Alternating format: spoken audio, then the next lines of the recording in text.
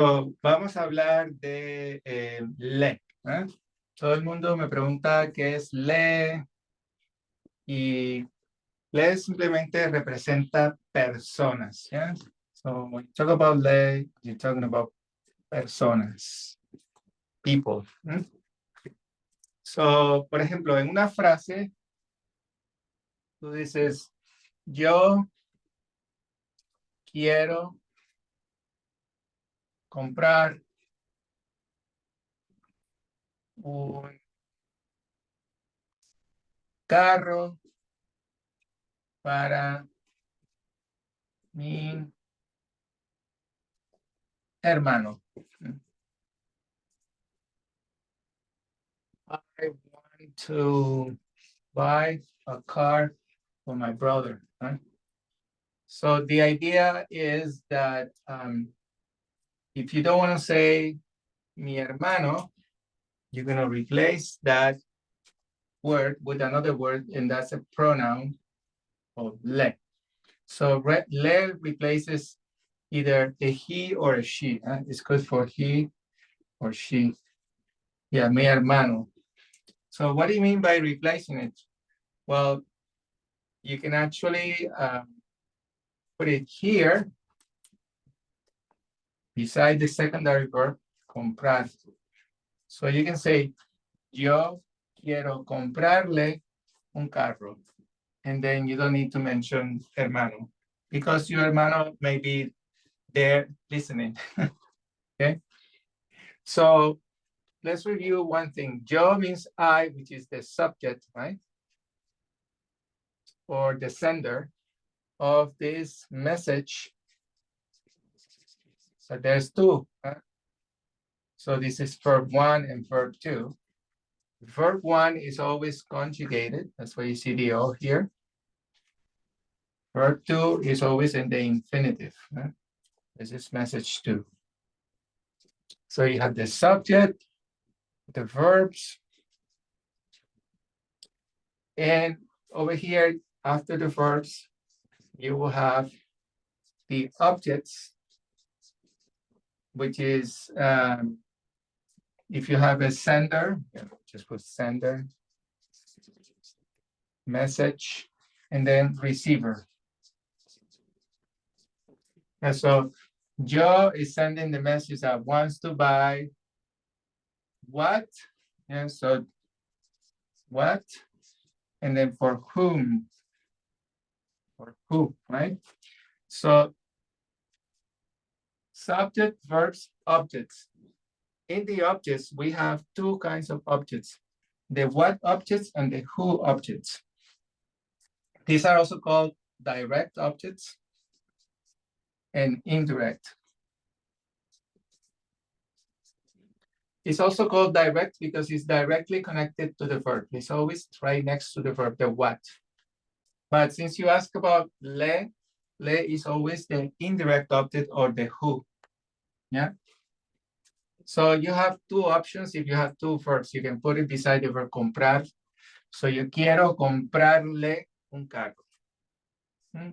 Or you can put le here at the beginning and you can say, yo le quiero comprar un carro. Same thing. Same thing. But you don't need to mention hermano. Okay? So why would you put it at the beginning and why would you put it at the end? So if you put it at the beginning, your brother is important. Whatever you say first is what is important to you. So yo le quiero comprar un carro. So you really want to buy something for your brother. It doesn't matter what it is. It's your brother. Now, if you put le here, you put him at the end. Now, yo quiero comprarle un carro. So my other brother is not going to buy it. My mom is not going to buy it. Yo, I want to buy it. So I am important because I mentioned myself first. Okay. Okay. So let's do another example. This is recorded so you can just. So there are some verbs there are some verbs that imply people only, like for example, decir. Decir means to say. Huh? So for example, I say, you say yo digo. Yo digo, I say. Huh? So you always say something to somebody. Decir is always implying that you're saying something to somebody. You imply somebody. Yo digo algo a mi amigo. I say what to who.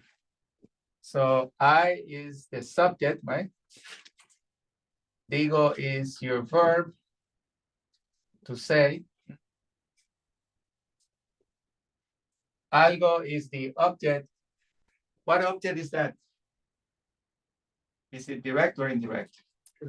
It's direct, or the what object, right? This is the what. What do you say? What? And then the who is object to, or indirect, but it's more like who. So how are you going to replace mi amigo?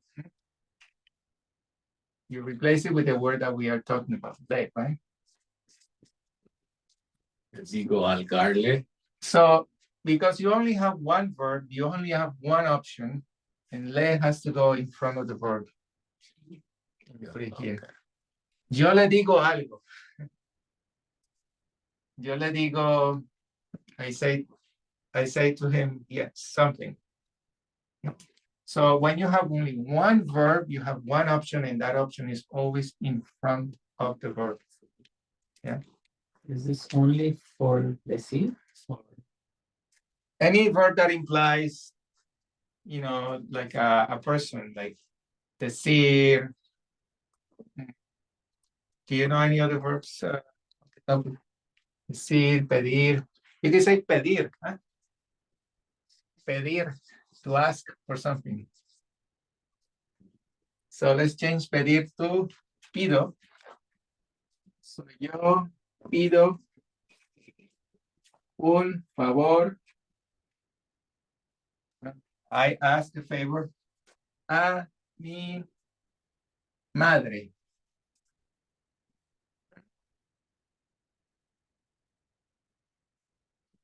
So you're not going to mention madre, and then how are you going to replace madre? Le. And you put le here.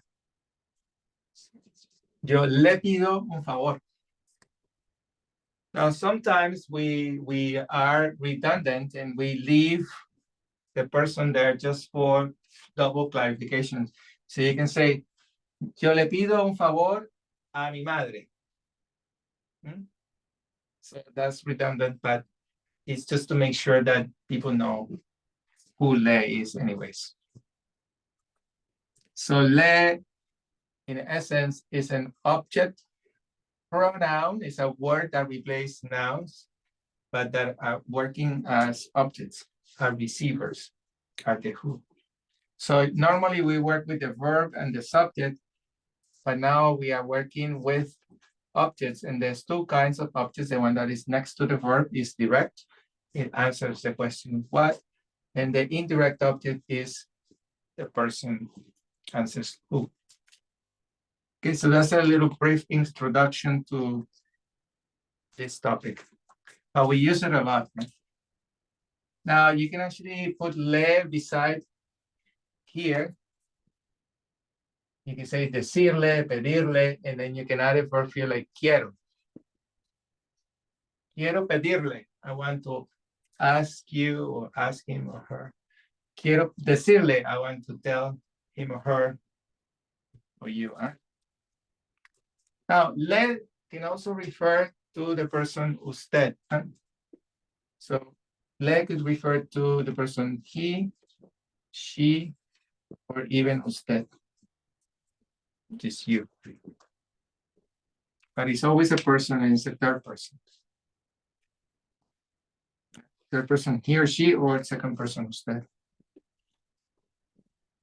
Somebody approaches you, say, perdón, quiero pedirle un favor. Can I ask you a favor? Yeah. I want to ask you a favor. Even if you say that, people might say no. Bueno, muchas gracias y luego expandimos. I will expand this later.